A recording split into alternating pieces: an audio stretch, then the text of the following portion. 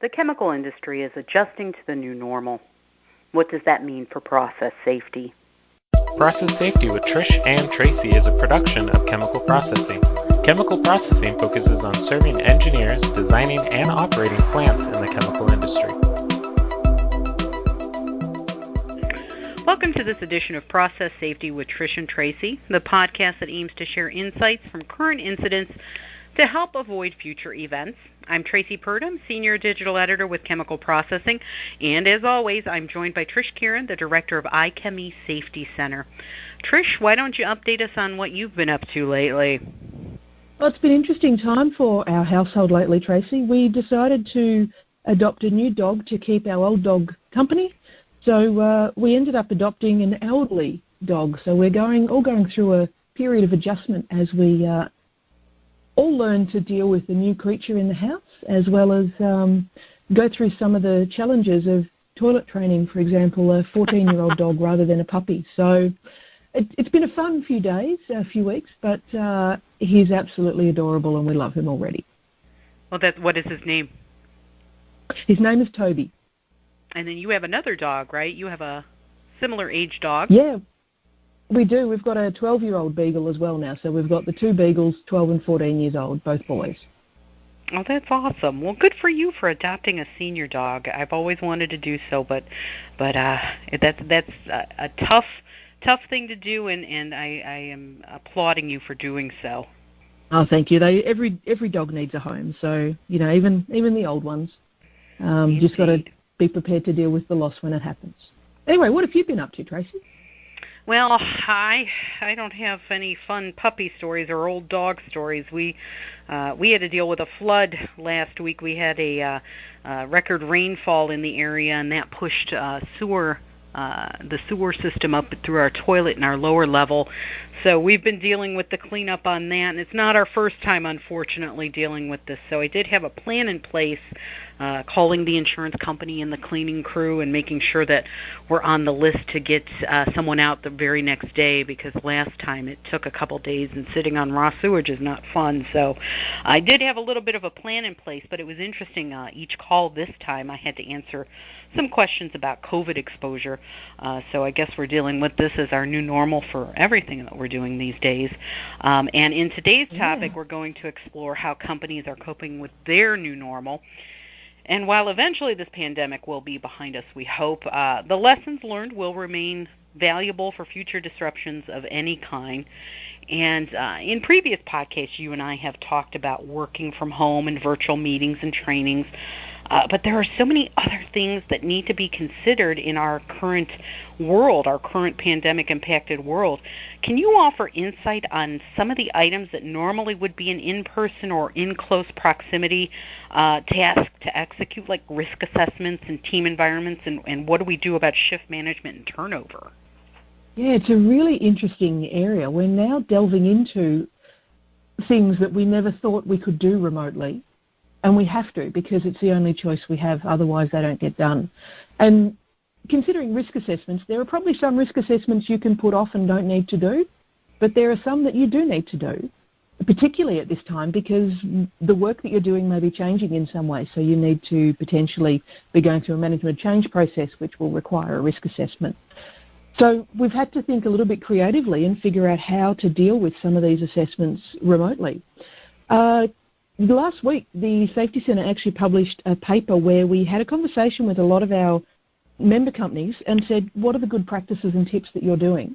How are you making life work in this new environment from a process safety perspective?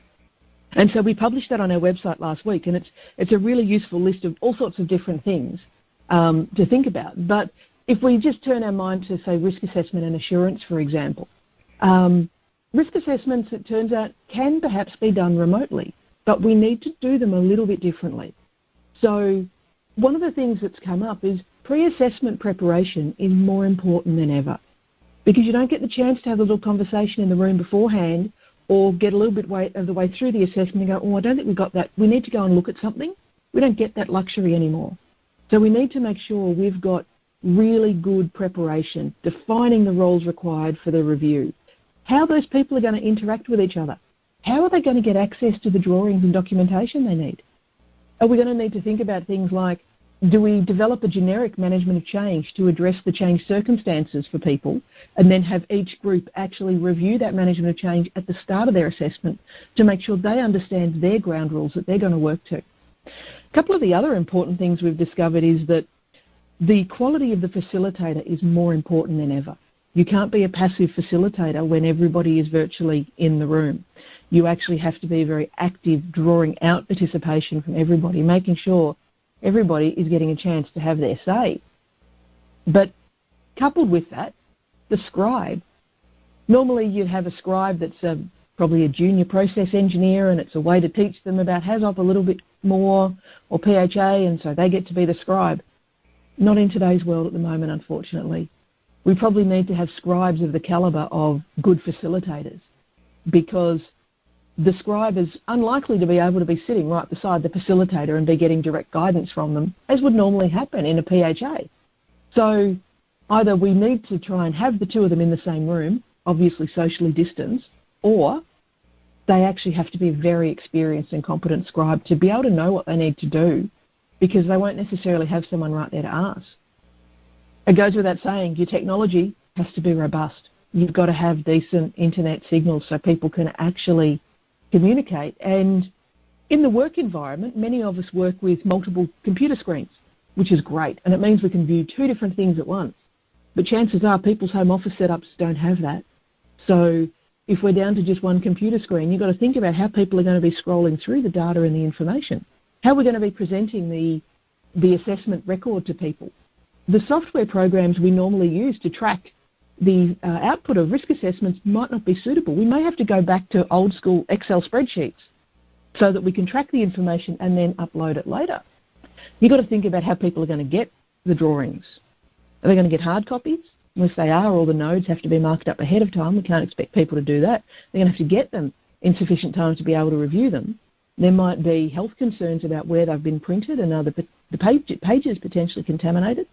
Or even just things like people might be concerned that I have to give over my home address for you to send me that package of information. So these are things that we would never normally think about. We need to make sure that people have plenty of time to catch up in the conversation. The conversation's going to move slower. Assessments are going to take, in the experience we've gathered, at least 20% longer. And in some organisations I'm hearing much, much longer, 100%, 200% longer, especially for the first couple to really work through. So there's certainly a lot of different aspects of it that we really need to try and understand. Do we have access to CCTV of the site if it's a brownfield site, so we can actually see the site if we want to look at something maybe? Could we send an operator out to take a photo or a video? Obviously following hot work processes would be necessary as well. How are we going to make sure that we do get everybody speaking up? What's our communication protocol? It's a really important thing to factor in as well, to make sure everybody gets their say. And as part of that communication protocol, there needs to be a decision made. Is it cameras on or cameras off? It needs to be the same for everybody. There's not necessarily one benefit either way. There's arguments for both, but everybody needs to be in the same boat. Either everybody's camera on or everybody's camera off. That way there's no distinction between the participants, which is really important as well. It's also critical that when you do the final report, that you note in the report that it was done virtually, because this is a new world and we need to understand that. And perhaps set a review period that's much, much shorter than it normally would be, so that when we do get a chance to all get back together in a room together, we can sit down and look at it and make sure we got it right, make sure we didn't miss something, because otherwise we're potentially just building latent risk into our facilities, which is not going to be a good outcome when that risk eventuates. And get improvement ideas from the participants. What worked for them? What didn't work for them? What else might they want to do differently next time if they need to do it? And interestingly, one of the other points that one of our companies brought up was, when you're actually assembling a team, normally you go, okay, we'll get all the people in the room, we'll get a lot of people, we'll make sure we've got everybody. When you're doing them virtually, you probably want to pare that right back. You only need the key critical roles in the room. If you have too many people in the room, you risk losing control of the conversation and the process. So sometimes you need to pare it right back so that you get just the right people in the room, not the luxury of everybody you would normally put in there. It's a lot to consider, but I think it can be done, and we've got companies that have certainly now got a lot of experience of doing these over the last couple of months, and they seem to be getting quite reasonable and solid results so far. It brings up are we introducing other problems now by going virtual and the CCTVs, and is there a security risk involved, or is that being addressed? Look, that does remain a risk. Cybersecurity hasn't gone away just because of the virus.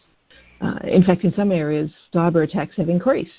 And so that is a real concern that does need to be thought about as well by your company's IT people. How are they managing secure linkages? Is everybody going in through VPNs to make sure that there's security to get into the networks that they're working with?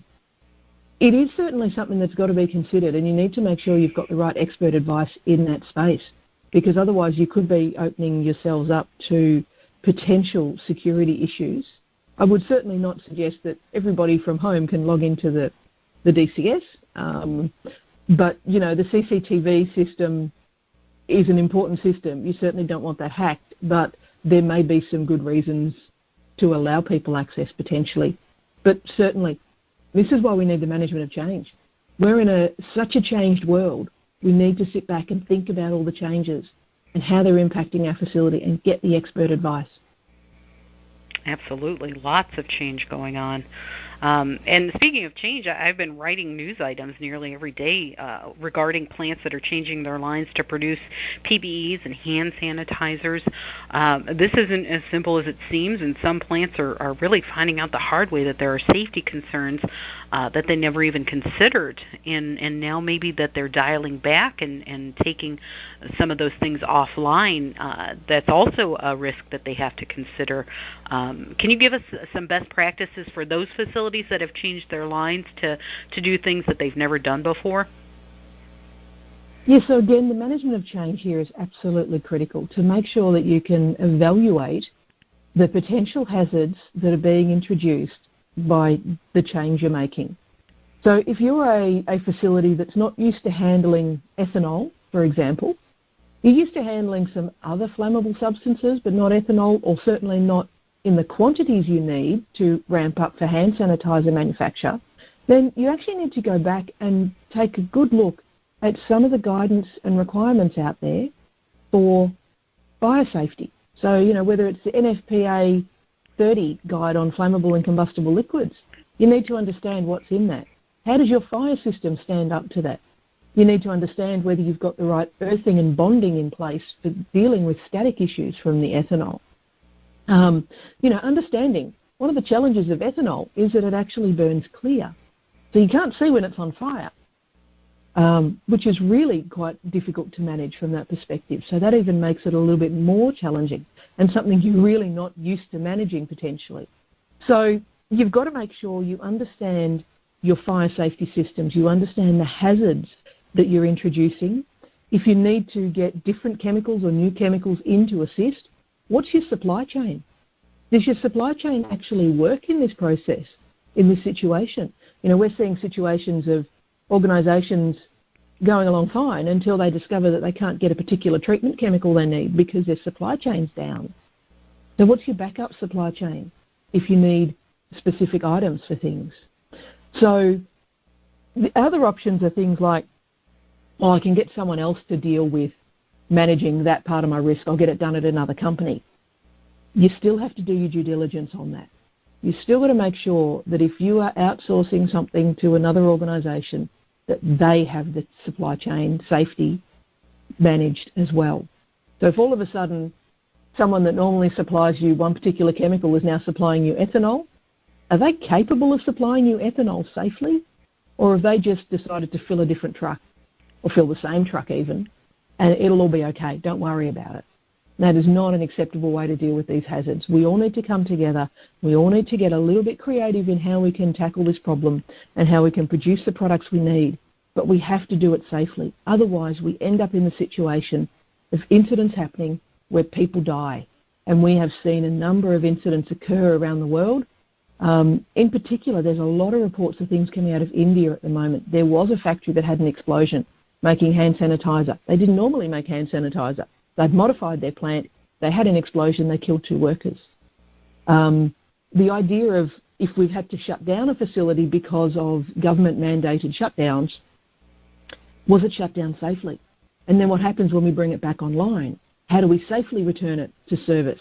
And again, significant incident happened in India, which as I watched the news feeds unfold, it sent a shiver down my spine, because all of a sudden it just brought back memories of Bhopal, a toxic gas cloud released over the community, and it has killed, I think at this point, up to 11 or 12 people. Now, it's not in the thousands of the Bhopal level, but it was terrifyingly simple and similar to what happened in Bhopal. They lost control, a chemical reacted in storage, it escaped the storage system, and it released over the community, because when they shut down, they didn't inhibit the chemical properly. Sadly, it's also now all been blamed on human error. Oh, we made a mistake, we didn't do that properly. Human error is the start of an investigation, not the end. If a human was able to make a mistake that led to a catastrophic system, the system was not resilient and safe in the first place. Absolutely. Those are powerful words right there. It starts the investigation. It's not the end of it, indeed. And talking about like the government restrictions of movement and making it difficult for plants to keep on top of these things, on top of reliability and maintenance issues, obviously there's a major impact where safety is concerned. What are some of the best ways to tackle those tasks that may not be as due diligence put into it? So we really need to go back again and now start to do task-based risk assessments that we've probably already had for our maintenance tasks, for example. But they assume that there's 2 workers standing side by side doing a particular task together, perhaps. Well, we can't do that now. We need to maintain the social distancing even in our manufacturing facilities. So it might mean you have to take a step back and start asking yourself questions about, okay, what can fail? What would be the outcome? And how can we manage it at this time? And that may mean that you can then make a risk-based assessment and say, well, actually, we don't need to do that particular piece of maintenance right now because it's difficult to do in the current circumstances. And if I can comfortably answer what could fail, what would be the outcome, and how can I manage it, and it's not significant, then maybe I can leave that for the moment and move on to the more critical areas where I just have to do something. And then once you get to that point, you then need to think about, okay, well, how can we achieve some of this social distancing required to do tasks? In some instances, we may not be able to, and we may need to have to resort to our last line of defence in all cases, PPE. So depending on whether it's masks with face shields, with glasses, with gloves, etc., even potentially Tyvek suits, whatever it is, depending on the task, depending on how we're going in terms of managing the health of the workforce as well. You know, are your workers getting at least temperature checks on arrival? Or are we monitoring their health in some other way? Are they living in a secluded area? Are they basically effectively isolated between work and home? If we've got offshore facilities, for example, or remote facilities, how are we managing where they're living together? We may need to change the living arrangements in some of the facilities. For example, I know a lot of offshore facilities would normally have shared cabins. Well, there's no shared cabins anymore. Everybody has their own space. Nobody shares a cabin, not even with the day-night shift handover, because we can't afford that cross-contamination potentially if one of them is ill. So it's causing us to think about a whole lot of things that we never really thought about, and a whole lot of things that we never really thought about from a process safety perspective. So the paper I mentioned, we actually talk about mental health, stress and distraction, working from home, and you think, well, they're not process safety issues, but they can inhibit a person's ability to make a good decision. And when that happens, we can have a process safety incident if that person's decision is about process safety. So this goes far beyond our traditional process safety areas. We're now needing to think of a whole lot of other things, a whole lot of other factors of how things work. If it does go wrong, how are you going to manage the emergency response? What happens if your emergency responders aren't available? We're now almost in the situation of potentially what we call a NATEC situation, a natural hazard triggering technological accident. So, emergency services are busy doing other things. Do they have time to respond to us, or are we going to be lower on the list? How do we manage? Do we have enough people? Are we compromised because our normal response team is only at half strength because either we've had to reduce the resourcing on site or they're ill and they're unable to work? Do we have we gone to the stage of, some companies have taken their teams of all sorts of different things and they've split their teams and they've segregated them and they've said, you're the red team, you're the blue team. You two teams are never allowed physically in the same place together at all, because this way I'm at least protecting half of you, because I've halved the risk of all of you going down by segregating you now. Now, these things impact onto our personal freedoms and liberties, without doubt. But at the end of the day, this is actually not about an individual's personal liberty and freedom. This is about the health and safety of our communities and our societies. And that means sometimes we all need to make sacrifices so that we get the right outcome for everybody involved. And that's just one of the things that as a society sometimes we actually just have to do. And what we're producing needs to be produced, and we can't just stop it. We do have to go in there and do those things that you mentioned, things that we don't even think of. I'd never even thought about, folks living together on an offshore, and what happens there. And the PPEs, I mean, that's got to bring some sort of risk itself into it. I know when I have to wear a mask to the grocery store, that inhibits me from a lot of things. And now if you've got your workforce having to don these PPEs, that there's other considerations you have to concern yourself with. So lots of things on the plate here that are brand new. They are. And a big challenge with PPE is if you don't wear it correctly, it's not effective. So the idea of, we put on our mask, well, did we fit it properly? Is it actually sealing properly? And do we touch the outside of it? Because if we touch the outside of it, then potentially if there's any contaminated surface on that mask from someone else, it's going to be on the outside. You're contaminating the inside, someone else is contaminating the outside with their breathing. So do you touch the outside of it? And if you do you immediately go and wash your hands? How do you store it then so you don't end up with it contaminating something else? People are wearing gloves at the moment, which is great. But putting on gloves correctly, and it sounds silly, how do you put on a glove correctly? There are actually ways to put on a glove correctly, and more importantly, ways to take a glove off correctly. Because keep in mind, the external surface is contaminated potentially, and you have to treat it as contaminated.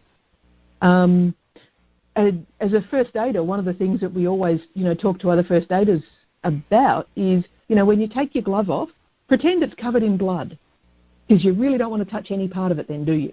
Pretend it's covered in blood. How are you going to make sure the blood remains, as you take the glove off, ends up on the inside of the glove so you can actually safely dispose of it?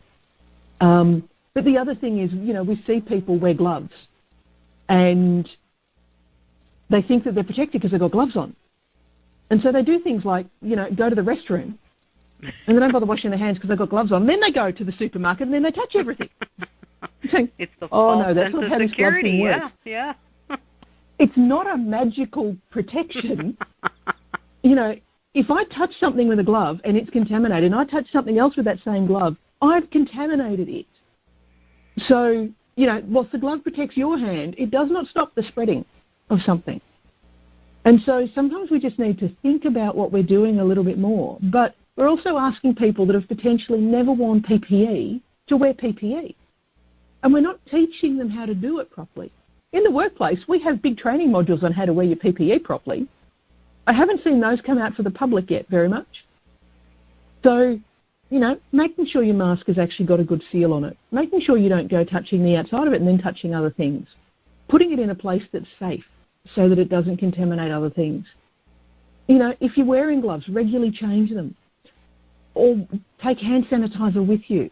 Importantly, on hand sanitizer, one of the things we have seen is an increase of people getting burns on their hands from hand sanitizer. When you apply an ethanol-based or an alcohol-based hand sanitizer, you must let your hands fully dry before you go and touch anything. Now, the reason for this is that if you've got a static discharge potentially, and you go and touch something, you get a static spark, and you've got ethanol on your hands can catch fire. And there have been instances where people have put hand sanitizer on and lit a cigarette, or put hand sanitizer on and touched the doorknob, had a static discharge, and their hand caught fire. Now, remember I said ethanol burns clear as well. So you'll feel the heat, but you won't see it. You won't see the flame. This can result in some quite significant burns because you actually can't see where to put it out. So little things like how do you safely use hand sanitizer, we need to show people, we need to teach people these things too. We can't just assume they know just because we know. The general public doesn't have our safety knowledge. Absolutely, and going back to the PPE, I mean, there is a correct way to put things on, but then working in your environment, potentially pulling into a machine or, just having those kinds of things to think about in addition to using things correctly. Just everything topped on top of each other can be a little bit overwhelming, and step back and try and do the best you can and make sure that safety is paramount. Yeah, on the surface it sounds easy to say we all need to stand, 6 feet away from each other or whatever it is in your jurisdiction. But that doesn't actually, it's not enough. There's other things to consider. We need to consider how it impacts what we're doing. You're right. Are we creating other safety issues? So there's a lot of assessment work to be done on how we're managing process safety at this time and just general personal safety as well. Well, is there anything else you'd like to add that we haven't touched base on yet? That's just my that favorite question. There's a whole lot of other fantastic resources out there in this COVID space that I would recommend people take a look at. So, at IChemE, we've actually got a little coronavirus hub because, particularly in the UK, we're doing a lot of work supporting the government in establishing new protocols for things. So we've been quite active in that space. So there's a whole lot of stuff there. But the Energy Institute, in conjunction with the Centre for Chemical Process Safety, very early on, produced a bow tie diagram for COVID infection. Now, it's about how do I not get infected? But from a personal perspective, it's an excellent bow tie, and I would commend it to anybody to take a look at. CCPS have also applied their risk-based process safety guidelines to a pandemic or a similar event and have produced a monograph on it, which is also an excellent document that I would commend you to go and take a read of and think about your process safety management system and how you've got it covered. But there's also a wealth of other resources and references, all of which we've noted within our paper that you can find on our website. There's so much great information out there. Look for the credible stuff. Please don't be caught up in the stuff that's perhaps less than credible that could result in people getting hurt because it's not correct. I will reference everything in the transcript of this podcast as well. What is the name of the paper? I know we've talked about it throughout this entire thing, and I don't know if I've heard the title of the paper. It is Managing Process Safety During the COVID-19 Pandemic. Well, that's straightforward. Yep, simple. I like simple descriptions. It works for me. I'm a simple person at heart. I need simple descriptions. How can you manage process safety better at this time? Well, here's an example of how to do it. And that's free from our website as well. It's a free document, as are the CCPS and Energy Institute documents I mentioned too. Well, you are always full of resources and intelligent banter on the topic of process safety. Once again, I appreciate your time chatting with me on this. Unfortunate events happen all over the world, and we will be here to discuss and learn from them. On behalf of Trish, I'm Tracy, and this is Process Safety with Trish and Traci. Stay safe.